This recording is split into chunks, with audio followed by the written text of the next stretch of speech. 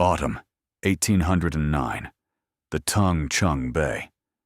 The first sensation is the sound, an inhuman, continuous roar that is not thunder, but something far more terrible.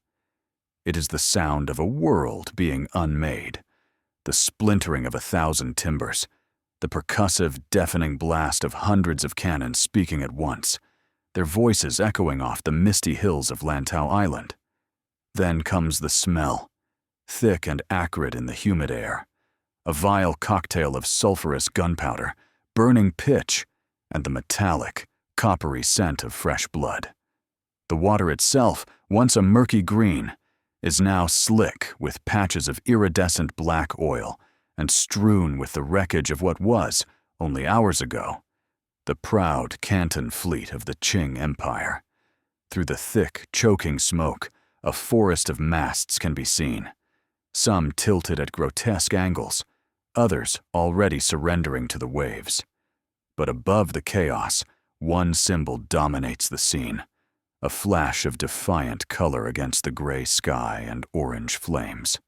A crimson banner, vast and terrible, bearing the image of a dragon or a serpent. This is the flag of the Red Flag Fleet. Aboard the flagship, a massive war junk bristling with cannons, a figure stands motionless, observing the annihilation. This figure is not a grizzled, scarred sea dog, but a woman. Her face is calm, a mask of icy control amidst the pandemonium, her eyes reflecting the fires of the dying Imperial Armada. The cacophony of screams, explosions, and cracking wood is merely the symphony of her triumph, the final, brutal crescendo in a war she has been winning for years. This is her masterpiece of destruction, the moment her power becomes absolute. The day an empire is brought to its knees, not by another state, not by a foreign invasion, but by a pirate. This was the saga of her victory. This is the narrative of the woman known to history as Zheng Yi Sao, which translates simply to wife of Zheng Yi. Her own name, Shi Yang, has been all but erased, a testament to a world that sought to define her by the men she encountered. But she would shatter that world and its definitions. The saga of Zheng Yi Sao is the ultimate paradox, a story so improbable it feels like myth, yet it is etched in the naval records of 3 nations. It poses the core question that will haunt us through this entire tale. How did a girl with no name, born into the lowest stratum of society, a prostitute in the floating brothels of Canton, rise to command the largest pirate armada in human history? How did she, a woman in the deeply patriarchal society of Qing China, seize control of a brutal world of men, a world of cutthroats and killers, and bend them to her will? It was not simply a matter of seizing power, it was a matter of creating it from nothing. She commanded a force estimated at its peak to include over 1,800 ships and between 70 to 80,000 pirates, a naval power that dwarfed many contemporary national navies, including that of the United States. She didn't just raid, she ruled. She didn't just fight, she conquered.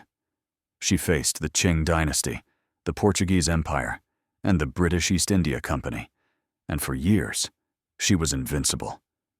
To understand this woman, we must first understand that her story is not merely a tale of piracy.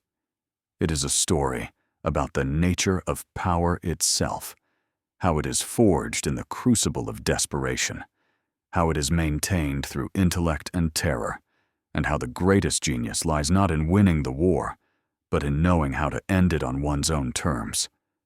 Her life challenges our every assumption about history, gender, and the forces that shape our world, forcing us to ask how many other figures like her have been silenced or erased by the official chronicles of empires.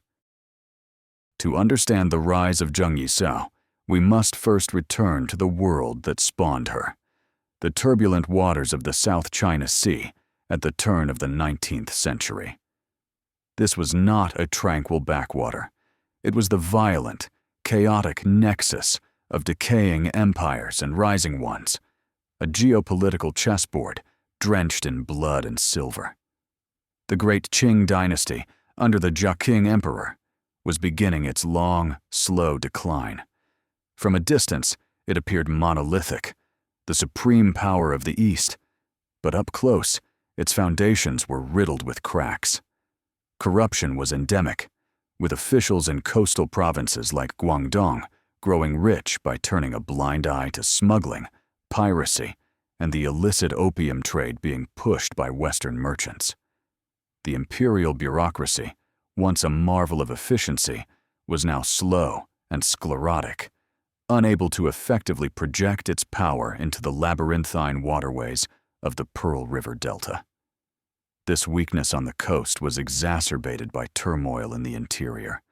Rebellions, like the monumental White Lotus Uprising, had drained the imperial treasury and military, diverting the emperor's attention away from the growing cancer on his maritime frontier. Into this power vacuum sailed the great European powers. The British, with their insatiable hunger for tea and silk, were aggressively pushing for greater trade access, using the might of the East India Company as a battering ram against Qing's sovereignty. The Portuguese held Macau, a toehold of Western influence and a hotbed of intrigue and espionage. These foreign devils, as the Chinese court saw them, added another layer of instability. Their powerful, technologically superior ships, a constant reminder of the shifting global balance of power. But the true power in these waters was often local. For centuries, the coast had been home to a hardy, independent populace of fishermen, smugglers, and pirates, people who lived by their own laws and felt little loyalty to a distant emperor in Beijing. It was a world of secret societies, clan loyalties, and violent feuds, a maritime Wild East, where a daring leader could carve out a kingdom. It was a world on the brink, a perfect storm of imperial decay, colonial ambition, and indigenous lawlessness. This was the stage, awaiting an actor of unparalleled genius and ruthlessness to seize the leading role. Into this maelstrom of history was born a girl named Xu Yang, sometime around the year 1775. We know nothing of her family, her village, or her childhood. History does not record the origins of the powerless.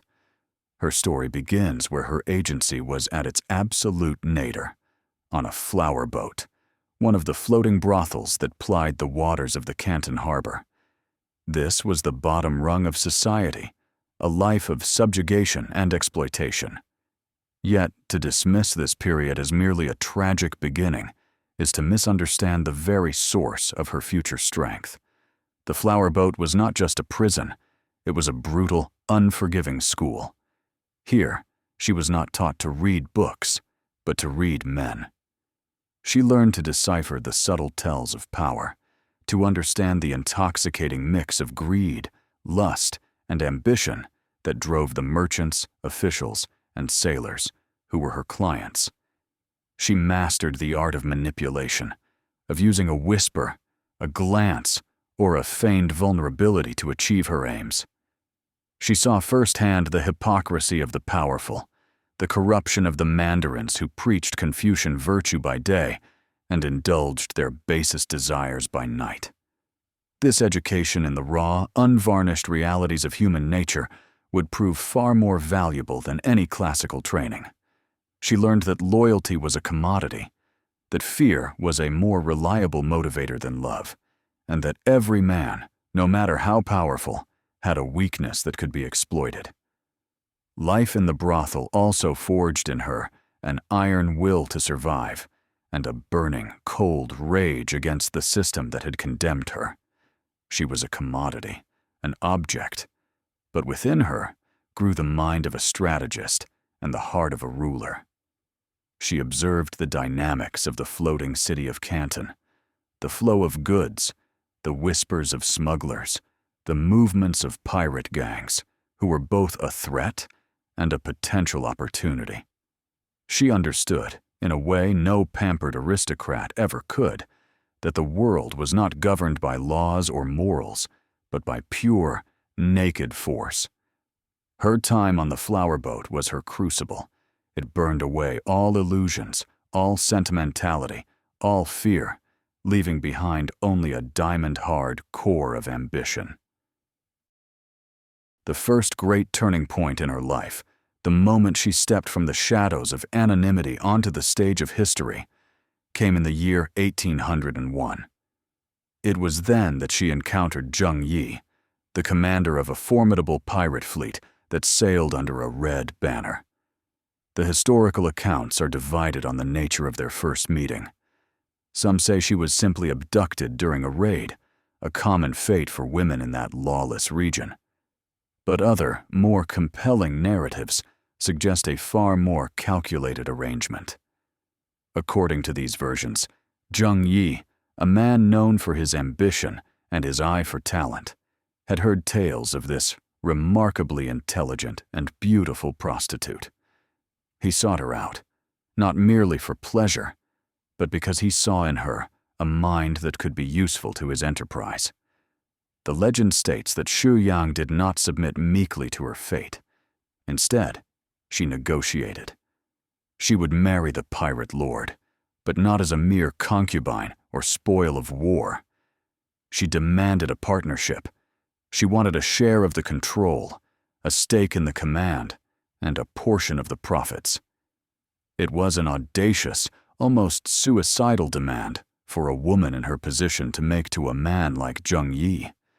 But it speaks to the force of her personality and the keen insight she already possessed.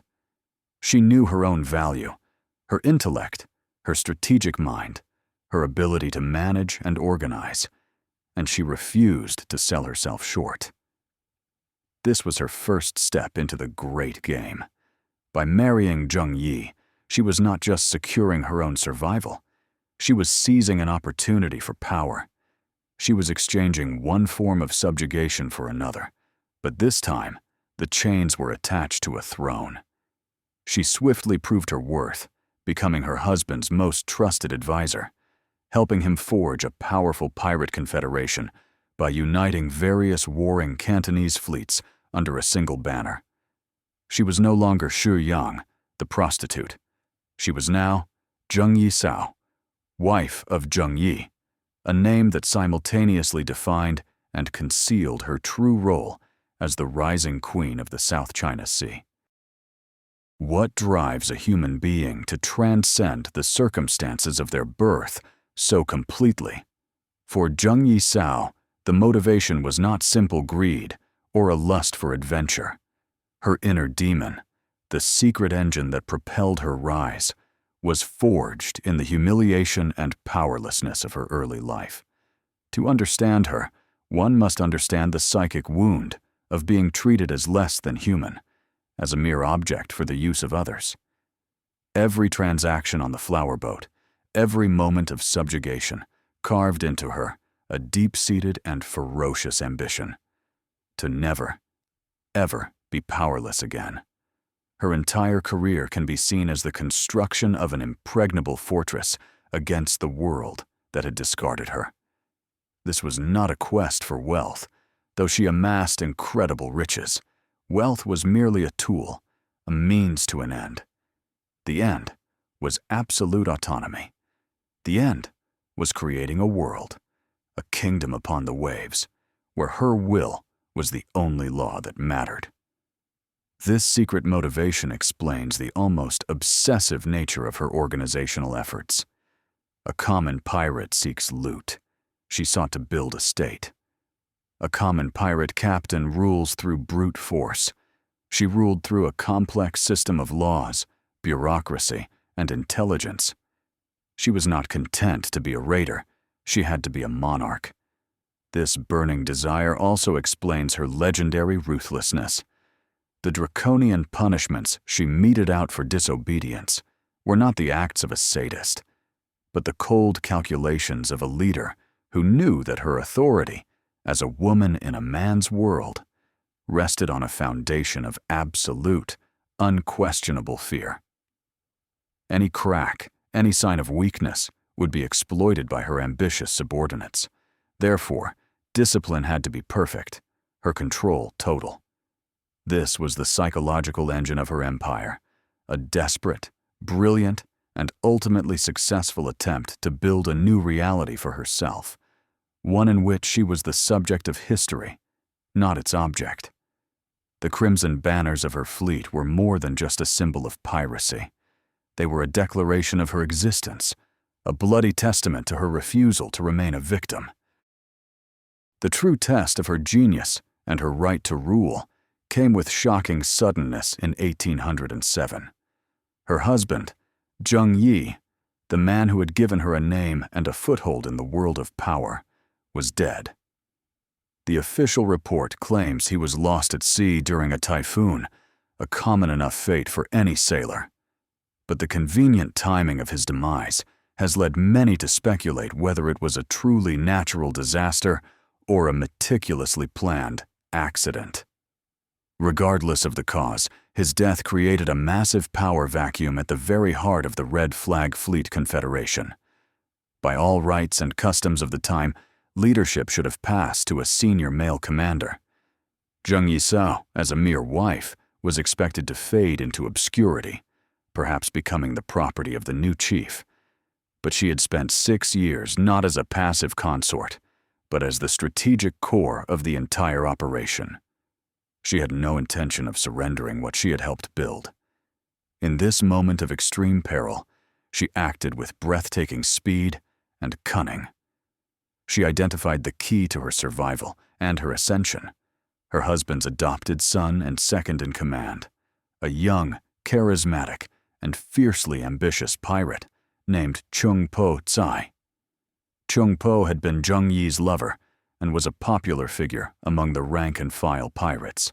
He had the loyalty of the fighters, but he lacked the overarching strategic vision that Zheng Yi Sao possessed. She moved immediately to secure his allegiance, forming a political, and very likely, a personal alliance with him. She understood that she needed his public face and his command over the men, while he needed her administrative genius and her network of spies and informants. It was a perfect symbiosis of steel and silk, of charisma and calculation. Together, they went before the other pirate captains, arguing for a continuation of the current leadership structure, with Chung Po as the fleet's commander and Zheng Yi Sao as the de facto administrator and strategist. It was a masterstroke of political maneuvering. She neutralized her most dangerous potential rival by making him her indispensable partner, ensuring the loyalty of the fleet and consolidating her own power behind the throne before anyone could mount a challenge. The death of her husband was not the end of her story, it was the true beginning. Having secured her authority through the crucial alliance with Chung Po Tsai, Zheng Yi Sao immediately began the process of transforming the Pirate Confederation from a loose alliance into a centralized, disciplined state. This was the moment she truly stepped out from behind the curtain, no longer just the wife of Zheng Yi, but the undisputed architect of the Red Flag Fleet's power. She understood that the confederation her husband had built was fragile, held together by his personal charisma and the promise of plunder. To make it last, to make it her own, she needed to bind it with chains of iron and blood. Her first actions were ruthless and swift. She instigated a series of purges, eliminating any subordinate captains who showed signs of disloyalty or challenged her new order. These executions were not carried out in secret. They were public spectacles, designed to send a clear and terrifying message to all who remained. The price of treason was not just death, but annihilation. Simultaneously, she used more subtle means to ensure loyalty. She arranged strategic marriages between the families of her most powerful commanders, weaving a web of kinship that bound their fortunes to hers. She created a sophisticated system of rewards, ensuring that those who followed her rules and brought in the most plunder were lavishly compensated, creating a powerful incentive for compliance. The most crucial part of this consolidation was the division of the spoils. She established a central treasury, a common fund, into which all plunder was to be logged before being distributed. She decreed that the captain and crew of a successful raid could keep only 20% of their haul. The remaining 80% went into the common fund. This fund was then used to maintain the fleet, purchase supplies and weapons, and support the families of all pirates, ensuring the entire organization benefited from each victory. It was a revolutionary concept for pirates, transforming them from independent contractors into employees of a massive corporation, of which she was the CEO. This system gave her immense power, controlling the very lifeblood of the Confederation and making every single pirate dependent on her authority for their livelihood.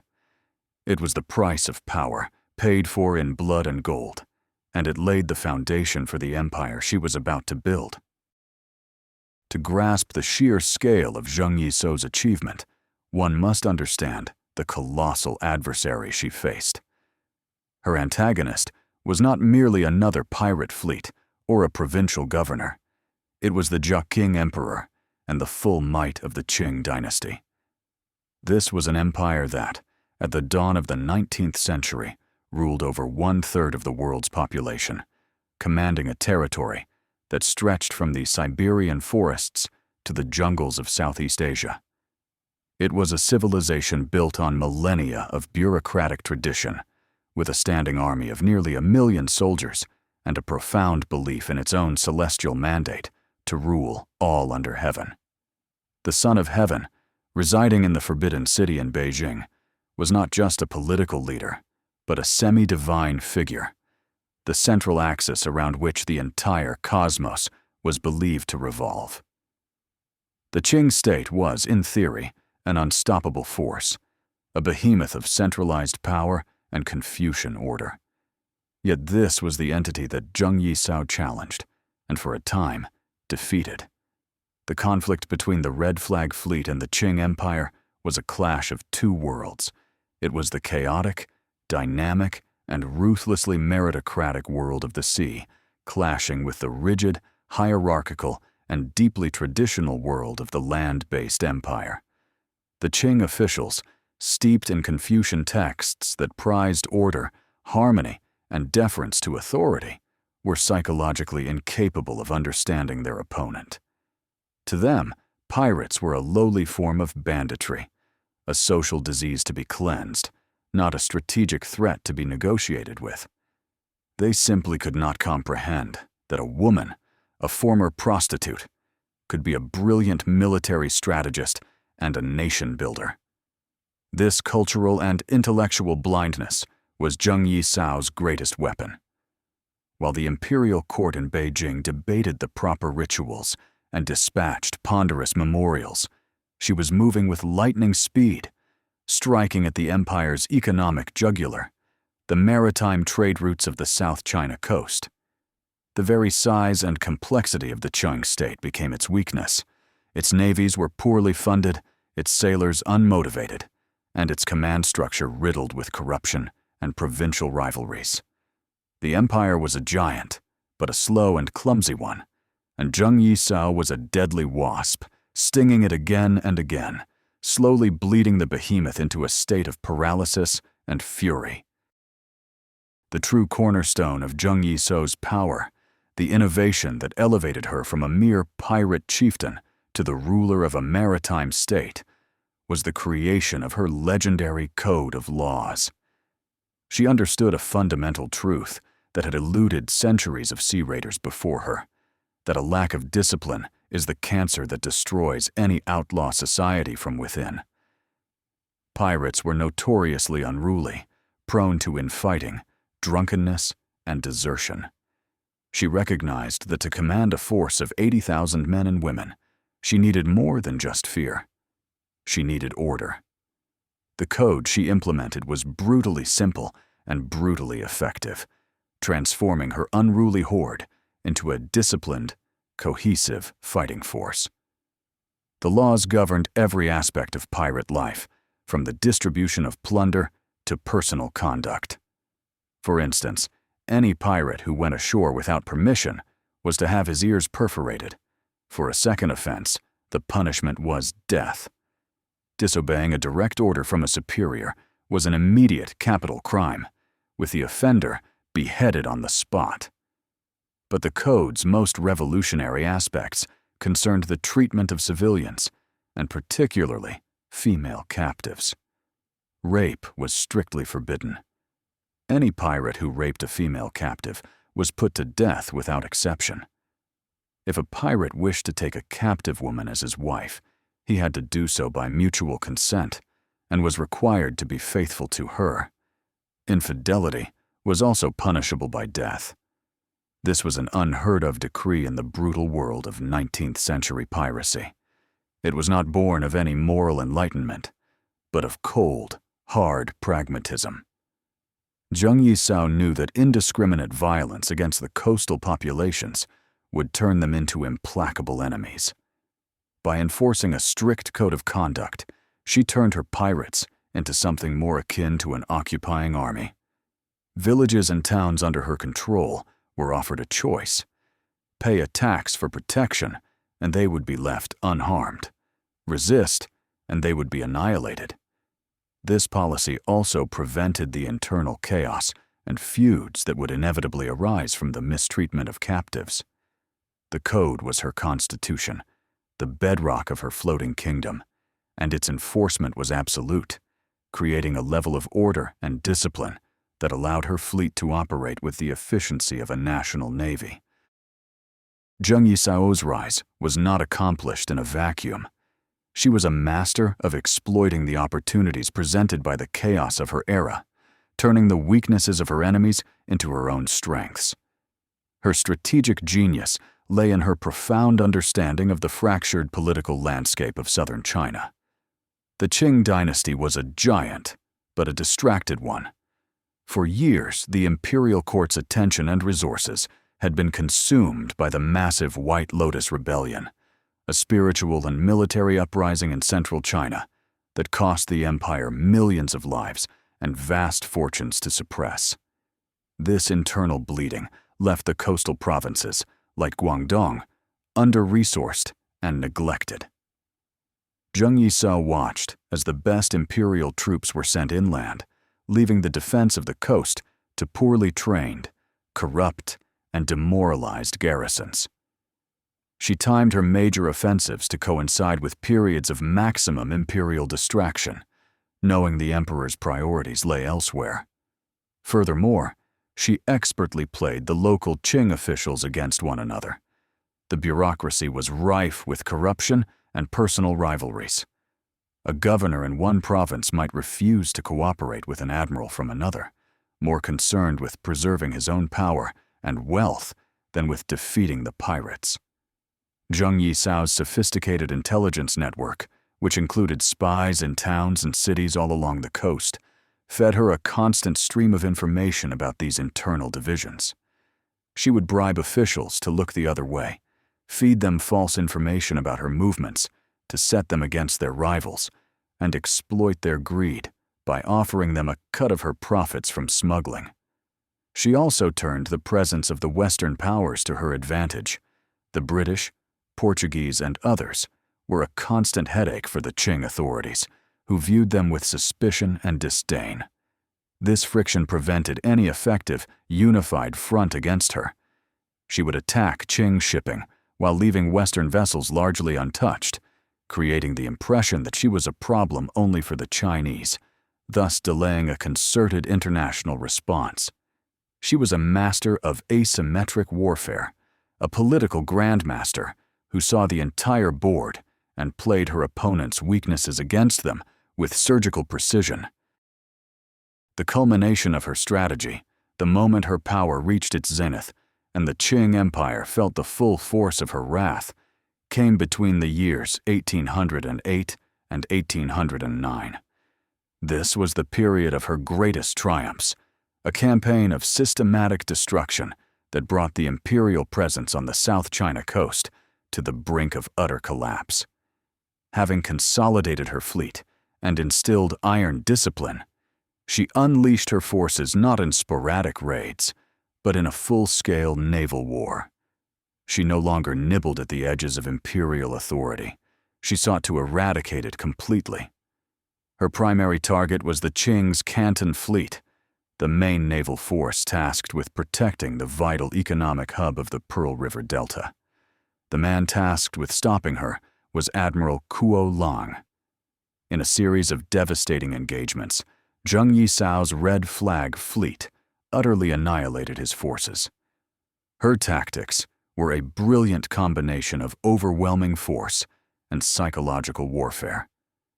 She would use her vast numbers to surround the smaller, less maneuverable imperial squadrons, a terrifying sea of crimson sails descending upon them. The roar of thousands of pirates, combined with the thunder of her cannons, was designed to break the morale of the imperial sailors before the first shot was even fired. The battles were not battles, they were massacres. Admiral Kuo Lang, facing repeated and humiliating defeats, saw his fleet splintered, his ships captured or sunk, and his men slaughtered. In a final act of desperation, realizing he could neither defeat her nor face the shame of reporting his failure to the emperor, he committed suicide. With the imperial navy shattered, Zheng Yi Sao was the undisputed master of the sea. She established a naval blockade of the Pearl River Delta, effectively strangling the flow of trade to and from Canton, one of the richest cities in the empire. She imposed her own taxes on all shipping, and those who refused to pay saw their vessels burned and their crews put to the sword. Coastal towns and villages were forced to pay her protection money. For a time, the government of the Qing dynasty ceased to exist on the waters of the Guangdong coast. In its place was the government of Zheng Yi Sao. At the absolute summit of her power, having crushed the imperial navy and established her de facto rule over the coastal waters, Zheng Yi Sao underwent a profound psychological transformation. To understand her mindset at this moment of hubris is to see the full scope of her ambition. In her own eyes, she was no longer a pirate, a common bandit of the seas. She saw herself as a monarch, the founder of a new dynasty, whose domain was not land, but water. She was the Empress of the South China Sea, a sovereign power equal, if not superior, to the land-bound emperor in Beijing. This was not mere arrogance, it was a logical extension of her accomplishments. She commanded a military force larger than many nations. She administered a territory, albeit a floating one, with its own laws, its own tax system, and its own bureaucracy. She conducted, in effect, her own foreign policy, deciding which ships to attack and which to allow passage. She had achieved what no pirate in Chinese history had ever dreamed of. She had created a sustainable, organized, and powerful alternative state that openly defied the Son of Heaven. This belief in her own legitimacy was reflected in her actions. She began to dispense justice, settling disputes among coastal communities that had long been ignored by corrupt imperial magistrates. Her fleet provided a strange form of stability. Merchants knew that, as long as they paid her tax, their cargo was safer from other, less organized pirates than it had been under imperial protection. She was creating a new order, born of violence, but maintained by a predictable and ruthlessly enforced system of rules. This was her moment of supreme confidence, the point at which she believed her waterborne kingdom was invincible. She had defeated the empire's greatest admiral. She controlled the empire's economic lifeline, and she ruled a nation of 80,000 loyal subjects. From the deck of her flagship, looking out over her vast armada, she must have felt like a goddess of the sea, a self-made sovereign whose throne was the ocean itself, and whose mandate came not from heaven, but from her own indomitable will. Every great protagonist is defined by their antagonist, and for Zheng Yi Sao, the face of the mighty Qing Empire's rage and frustration became embodied in one man. Bai Ling, the new Governor-General of Guangdong and Guangxi. Appointed by a furious Jia Qing emperor after the suicide of Admiral Kuo Lang, Bai Ling was a seasoned and respected official, a man steeped in the Confucian ideals of order, hierarchy, and propriety. He was the embodiment of the system that Zheng Yi Sao sought to destroy, a man who believed fervently in the unquestionable authority of the Dragon Throne and the moral inferiority of all who defied it, especially bandits and women. The personal drama between the Pirate Queen and the Governor-General was a study in contrasts. Bai Ling was a scholar official, a man of the pen and the court, who saw the world through the rigid framework of classical texts and imperial edicts. He could not, for the longest time, even conceive of his true enemy. In his official reports to Beijing, he spoke of bandits and rabble, refusing to acknowledge the strategic genius or the organizational coherence of the force opposing him. In his mind, he was fighting a disorganized mob, and he was utterly confounded when this mob repeatedly outmaneuvered and destroyed the forces he sent against them. To him, the idea that a woman, a former prostitute, was the mastermind behind his humiliation was not just an insult. It was a violation of the natural order of the universe, an affront to heaven itself. This profound underestimation of his enemy was his greatest weakness. He represented the arrogance and inflexibility of the old world, a system that was powerful yet incapable of adapting to a new and unprecedented threat. For Zheng Yi Sao, Bai Ling was not just an enemy. He was a symbol of the very patriarchal, hierarchical society that had condemned her to the flower boats. Every victory over his fleets was not just a military triumph, it was a personal and ideological vindication. She fought him not with brute force alone, but with a superior understanding of psychology, strategy, and logistics, using the intellectual tools she had honed in the gutters of society to dismantle the power of a man born to its highest echelons. Their conflict was the war in microcosm, the cunning, pragmatic, and ruthless new order of the sea against the proud, sclerotic, and honorable old order of the land. Zheng Yi Sao's genius was not confined to the battlefield. She was a state builder, and her most remarkable achievement was the creation of a functioning government upon the waves. While her enemies in the Qing court saw only a chaotic swarm of pirate junks, she was in fact presiding over a highly sophisticated and organized enterprise. Her floating kingdom had all the hallmarks of a terrestrial state, adapted for a maritime existence. The foundation of her administration was a meticulous system of financial management. She established a pirate bureaucracy, complete with clerks and accountants, to manage the central treasury. Every piece of plunder, from a sack of rice to a chest of silver, was recorded on a ledger before being deposited in the common fund. This central control over the Confederation's wealth was the ultimate source of her power, allowing her to fund large-scale operations, purchase modern weaponry, and ensure the loyalty of her followers through regular payment. But her statecraft went far beyond mere accounting. She created a vast and highly effective intelligence network. She had spies in every major port, from Canton to Macau.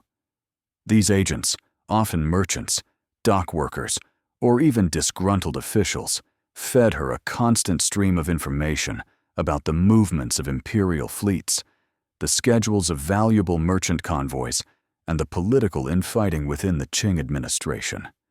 This intelligence advantage allowed her to be proactive rather than reactive, to choose her battles and strike with devastating precision. Furthermore, she established a complex logistical and supply chain. A fleet of 80,000 people requires a staggering amount of food, water, and supplies. She organized a system of tribute from coastal villages, turning them into her agricultural base. She controlled fishing fleets and salt production facilities, creating a self-sustaining economy. She even had her own shipyards, where her craftsmen could repair damaged junks and build new ones. In essence, she had solved the fundamental problem that had plagued pirates for centuries: how to maintain a large force over a long period. By creating this stable infrastructure, she transformed piracy from a series of short-term raids into a long-term, sustainable profession, turning her red flag fleet into a permanent and formidable fixture of the South China coast. Life aboard the junks of the Red Flag Fleet was a world unto itself, a unique and complex society with its own culture, rules, and surprising opportunities. This was not the chaotic, anarchic society of popular pirate legend. It was a highly organized, multicultural community bound by Zheng Yi Sao's Iron Code. A surprising number of women and children lived within the fleet, not just as captives, but as active members of the community. While the men did the majority of the fighting, women took on crucial roles in managing supplies, tending to the wounded, and handling the logistics of the vast armada. Zheng Yi Sao's own rise to ultimate power demonstrated that, within her confederation, competence could sometimes trump gender. While it was still a deeply patriarchal and violent world, it offered a degree of autonomy and influence to women that was unimaginable in mainstream Chinese society. The fleet was also a cultural melting pot. The vast majority of pirates were Cantonese, but there were also Hakka, Tanka, and even a scattering of Western deserters and adventurers, each bringing their own customs and beliefs. The religion of the fleet was a syncretic blend of Taoism, Buddhism, and local folk traditions, centered on the worship of Mazu, the goddess of the sea, who was invoked for protection before every battle. Superstition was rampant. Auspicious dates were chosen for attacks, and complex rituals were performed to ensure victory and appease the ghosts of the drowned. Yet, amidst the violence and superstition, there existed a form of social mobility. A common fisherman or peasant, if he proved himself brave and capable, could rise to become a captain of his own junk, amassing wealth and prestige that would have been forever denied to him on land. For the dispossessed and marginalized of the Qing Empire, the Red Flag Fleet represented a perverse kind of opportunity, a chance to escape a life of grinding poverty and powerlessness, a dangerous and bloody path to a better life. Zheng Yi Sao presided over this complex floating world, a ruler who had to be not only a military commander and a political leader, but also a manager of the intricate social fabric of her pirate nation. For several years, Zheng Yi Sao's maritime kingdom seemed invincible, an unstoppable force that had humbled an empire. But the world was changing, and the first harbingers of the storm that would eventually threaten her reign came not from China, but from the West. The Qing government, humiliated and desperate after the repeated annihilation of its own navies, finally swallowed its pride and sought help from the very foreign devils it so deeply distrusted. Governor General Bai Ling, realizing he could not defeat Zheng Yi Sao with his own forces, entered into alliances with the Portuguese based in Macau and the British Royal Navy, whose warships were increasingly present in the region, protecting the lucrative opium trade.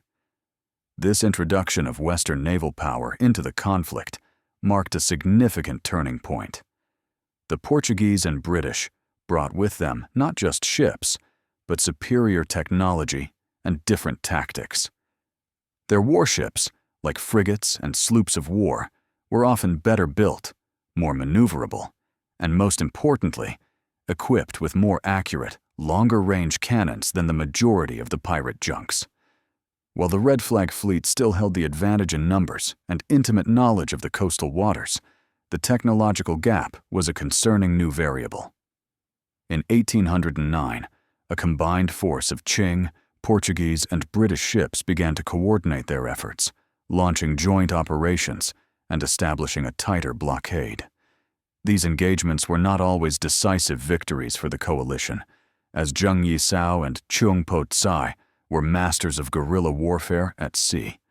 But they began a slow process of attrition.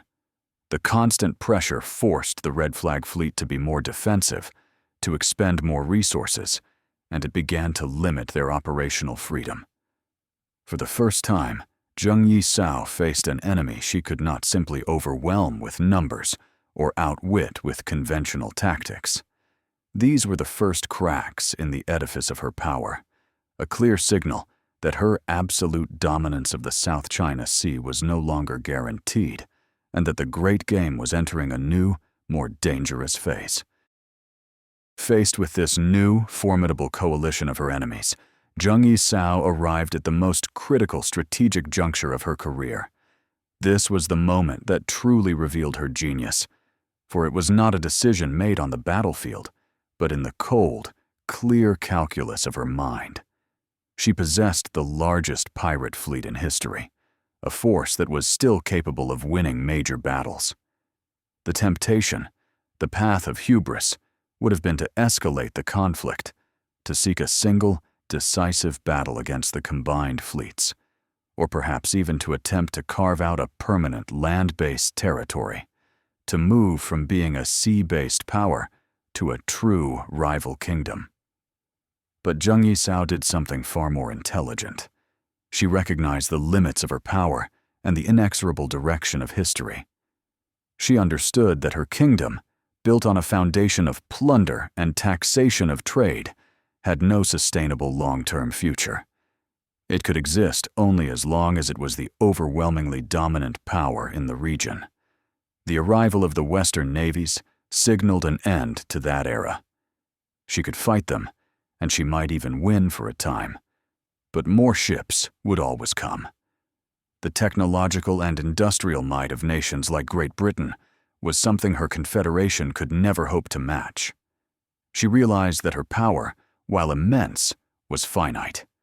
Continuing the war would lead to a slow, grinding defeat through attrition. Her fleet would be worn down, her resources depleted, and her people slaughtered. This moment of profound strategic clarity was her fateful act. It was not a mistake, but a conscious decision to reject a path that led to glorious destruction in favor of one that might lead to survival. She understood that the game had changed.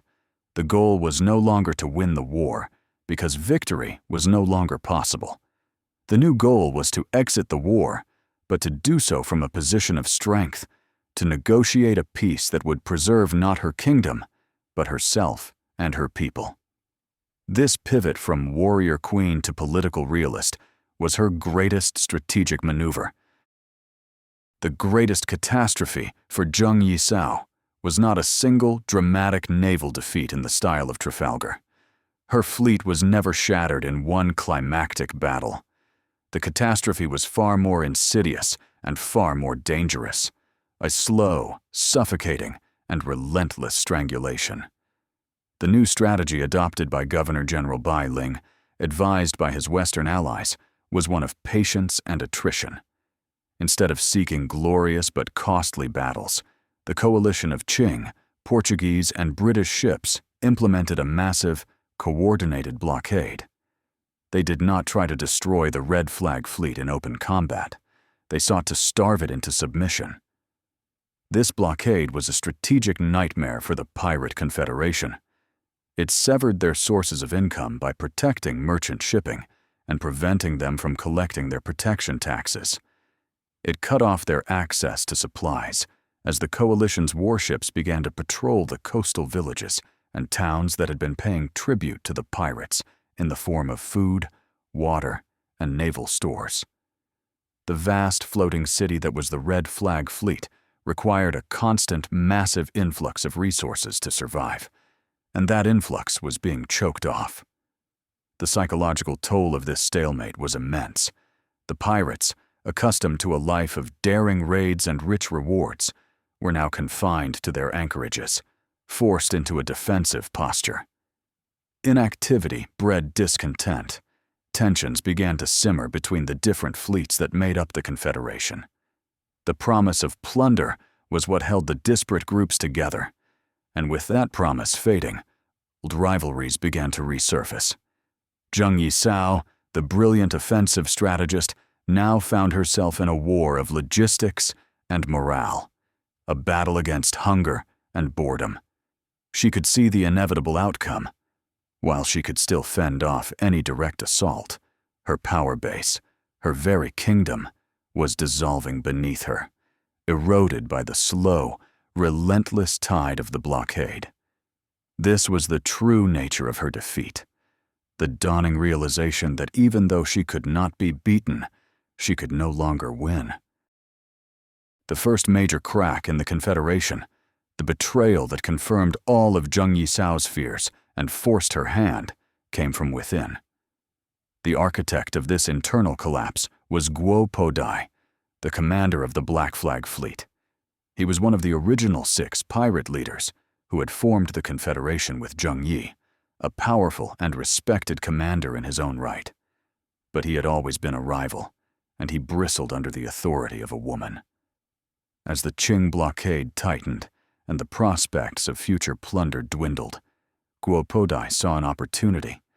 He understood, as Zheng Yi Sao did, that the Pirate Confederation's golden age was over. But his solution was not collective survival. It was personal ambition. He began to make secret overtures to Governor-General Bai Ling, seeking to negotiate a separate peace for himself and his Black Flag Fleet. His calculation was simple. By being the first to surrender, he could secure the best possible terms, perhaps even a position within the Qing naval establishment, while leaving his rivals in the Red Flag Fleet to face the full, undivided wrath of the imperial forces. When news of this treachery reached Zheng Yi Sao, she knew the end was near. The Confederation was a delicate web of alliances, and Guangzhou's defection would trigger a cascade of betrayals as other captains scrambled to save themselves. The entire structure she had painstakingly built over a decade was about to shatter. This was her last chance. She could either watch her kingdom disintegrate into a bloody civil war, with her former followers hunting each other down for Qing bounty, or she could seize the initiative and control the process of dissolution herself. It was a moment of supreme crisis, with her enemies at the gates and her own house collapsing around her. But for a mind like hers, a crisis was also an opportunity. She decided to act, not out of desperation, but with the cold, calculated precision that had defined her entire career. She would beat Guangzhou to the negotiating table and write the final chapter of her saga on her own terms. In the spring of 1810, Zheng Yi Sao made her final, most audacious gamble. It would not be a battle fought with cannons and swords, but a war of nerves and intellect, waged in the heart of her enemy's stronghold. Knowing that a negotiated settlement was her only path to survival, she made a move of stunning boldness. She sent a message to Governor-General Bai Ling, announcing that she wished to discuss terms of surrender. Then, without waiting for a guarantee of safe passage, she boarded a small, unarmed junk. Accompanied only by a delegation of 17 women and children, she sailed directly into Canton, up the Pearl River, to the heavily fortified palace of the Governor-General. She walked into the lion's den, unarmed and unescorted, a calculated act of political theater designed to display supreme confidence. She was not coming as a defeated bandit begging for mercy. She was coming as a sovereign leader negotiating a treaty. The negotiations that followed are legendary. Bai Ling, expecting a broken and pleading woman, was instead confronted by a calm, articulate, and fiercely intelligent ruler who argued her case with the skill of a seasoned diplomat. She laid out her terms, which were astonishing in their audacity. She demanded a full and unconditional pardon for herself and for every single pirate under her command. She insisted that her people be allowed to keep a significant portion of the plunder they had amassed over the years. She argued that many of her pirates should be integrated into the Qing military, giving them honorable employment, and her most personal, non-negotiable demand that she be permitted to marry her partner, Chung Po Tsai, and for him to be given a significant command in the Imperial Navy. Bai Ling, trapped between his Confucian disdain for a pirate woman and his desperate need to end the costly war, was outmaneuvered at every turn. Her bold arrival had put him on the back foot, and her reasonable yet firm demands made him realize that she was offering him what he wanted most, a swift and bloodless end to the rebellion. After weeks of tense negotiation, he agreed to almost all of her terms. It was her final, greatest victory. She had not just saved herself, she had saved her people, secured their future, and walked away from a life of piracy. Not as a prisoner, but as a victor. The legacy of Zheng Yi Sao is a tangled and deeply contested one, a conflict of interpretations that reveals more about the storytellers than about the woman herself.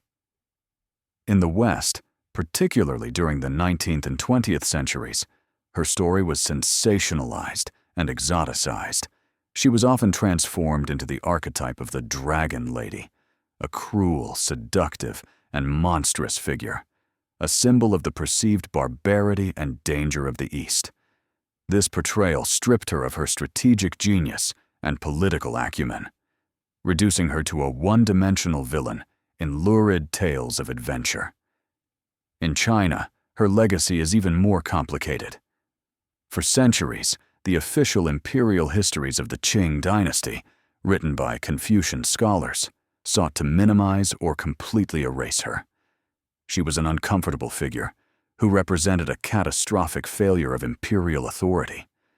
A female pirate who had defeated the emperor's navies was a profound embarrassment that contradicted the official narrative of a harmonious and well-ordered state.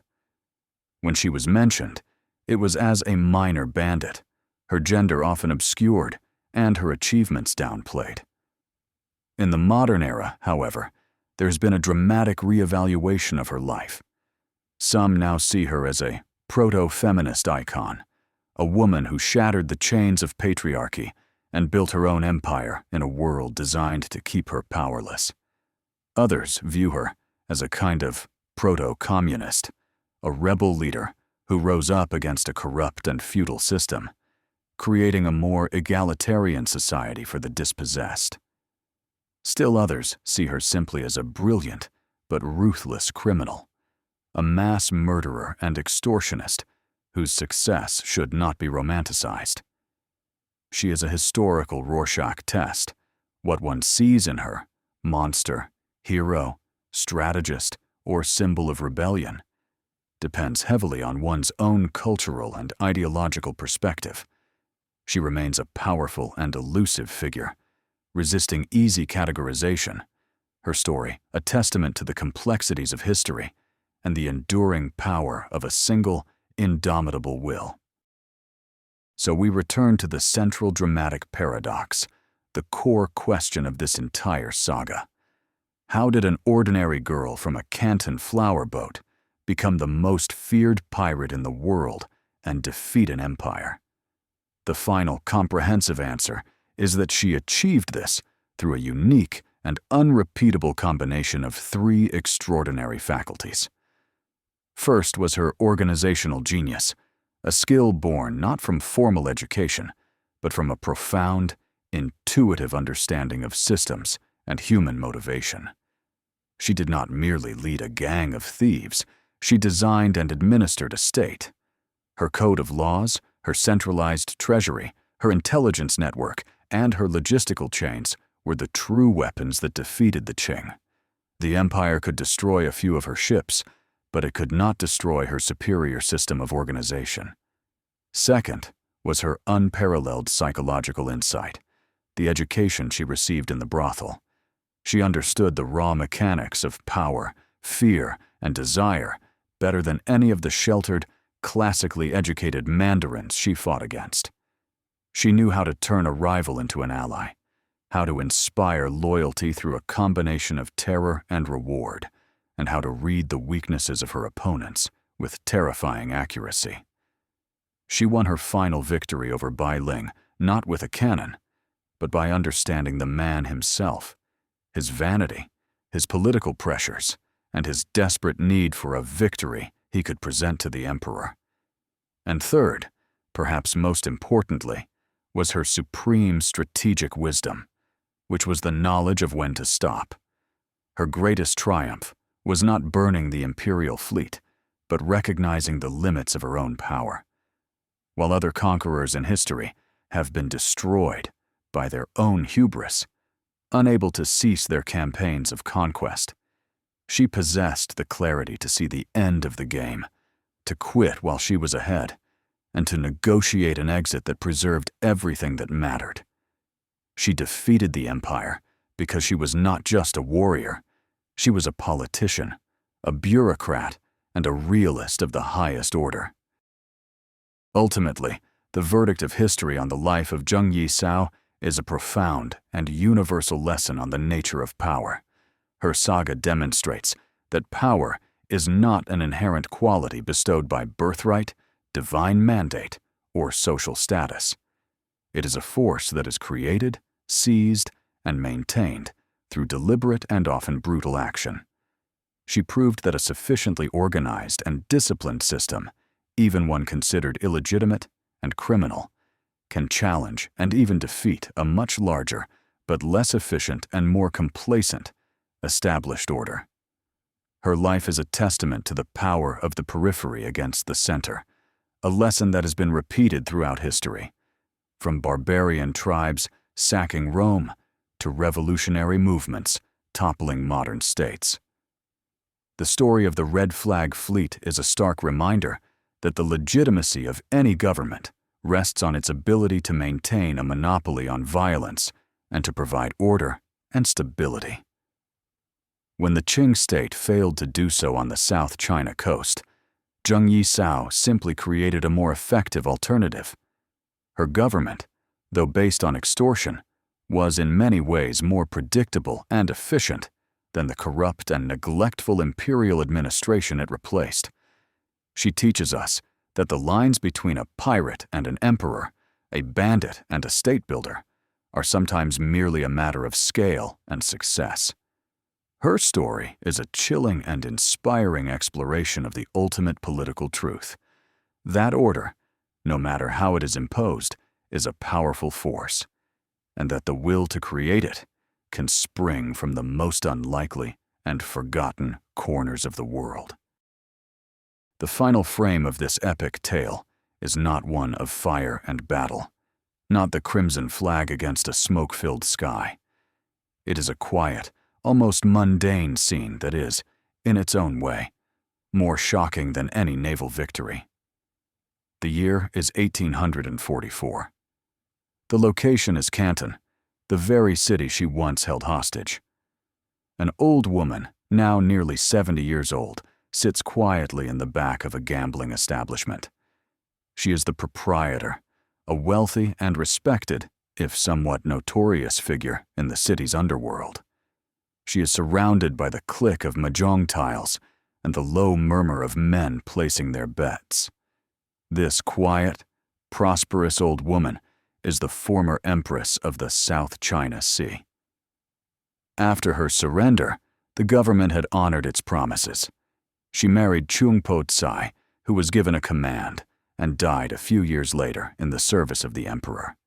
She, in turn, invested her considerable fortune and retired to a life of quiet anonymity. The woman who once commanded 80,000 pirates, who made an empire tremble and the Western powers take notice, ended her days running a gambling den. The sea of blood and fire, the roar of cannons, the screams of the dying, all of it was now just a distant memory, a story whispered by old men in taverns. This peaceful, anticlimactic end is perhaps her most extraordinary achievement, the final proof of her genius.